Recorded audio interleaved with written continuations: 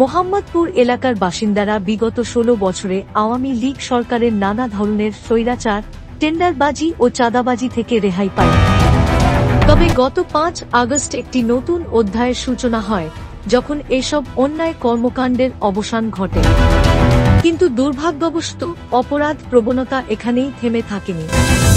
এবার ছিনতাইকারীদের দুঃসাহসিক কর্মকাণ্ড এলাকাবাসীর জন্য নতুন আতঙ্ক হয়ে দাঁড়িয়েছে। গতকাল সোমবার সন্ধ্যা ৯টা থেকে ৯টা ২০ মধ্যে মোহাম্মদপুর ৩ রাস্তার মোড়ে একজন ছাত্র ছিনতাইয়ের শিকার হন। ছিনতাইকারী দল, যার সদস্য সংখ্যা ছিল প্রায় ৬ থেকে ৭ জন।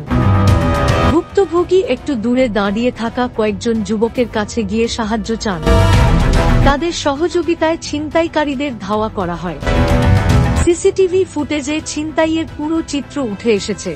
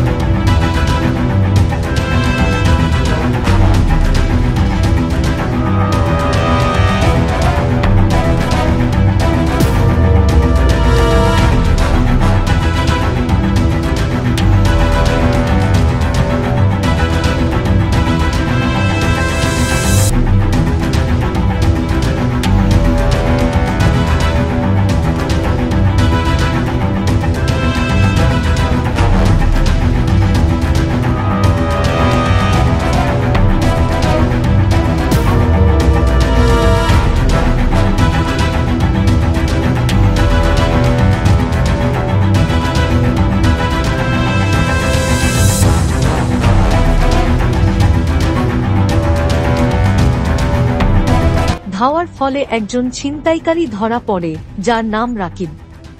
স্থানীয়ভাবে তিনি সুন্দরী রাকিব নামে পরিচিত।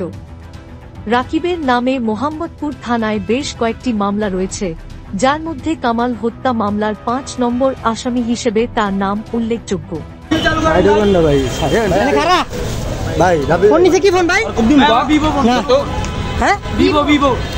আমি কিচ্ছু নেই ভাই।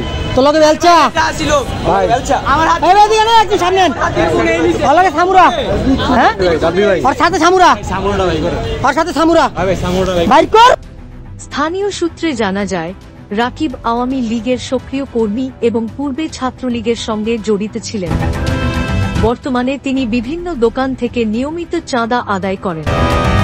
ধরা পড়া ছিনতাইকারীর স্বীকারোক্তিতে জানা যায়, এই চক্রটি সংঘবদ্ধভাবে কাজ করে এবং তাদের মধ্যে কয়েকজনের বিরুদ্ধে হত্যা মামলাসহ গুরুতর অপরাধের রেকর্ড রয়েছে।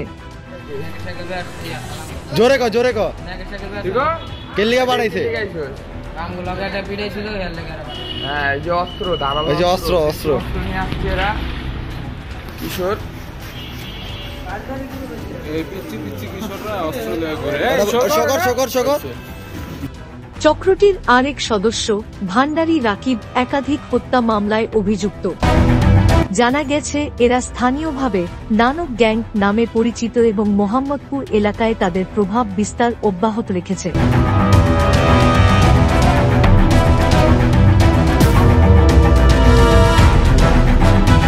প্রশ্ন উঠেছে, কিভাবে প্রশাসনের নাকের ডগায় এই ধরনের সংঘবদ্ধ অপরাধ কর্মকাণ্ড চালিয়ে যেতে পারে। এলাকাবাসী মনে করছেন, অপরাধীদের রাজনৈতিক প্রভাব এবং স্থানীয় প্রশাসনের ব্যর্থতা এর প্রধান কারণ।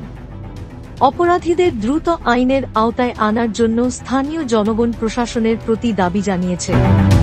মোহাম্মদপুরের সাধারণ মানুষ অপরাধীদের দুঃসাহস ও নির্লজ্জ কর্মকাণ্ডে আতঙ্কিত। তারা প্রশাসনের প্রতি জোর দাবি জানিয়েছে, দ্রুত নানক গ্যাং এর সদস্যদের শনাক্ত করে গ্রেপ্তার করা হোক এবং তাদের কঠোর শাস্তির ব্যবস্থা করা হোক। জনগণের নিরাপত্তা নিশ্চিত করতে প্রয়োজনীয় সব ব্যবস্থা গ্রহণের আহ্বান জানিয়েছেন তারা।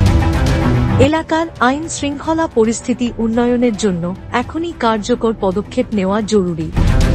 ছিনতাই ও অপরাধ দমনে স্থানীয় প্রশাসনের অদক্ষতা ও নিষ্ক্রিয়তা পুরো শহরবাসীর জন্য অশুভ সংকেত বহন করছে।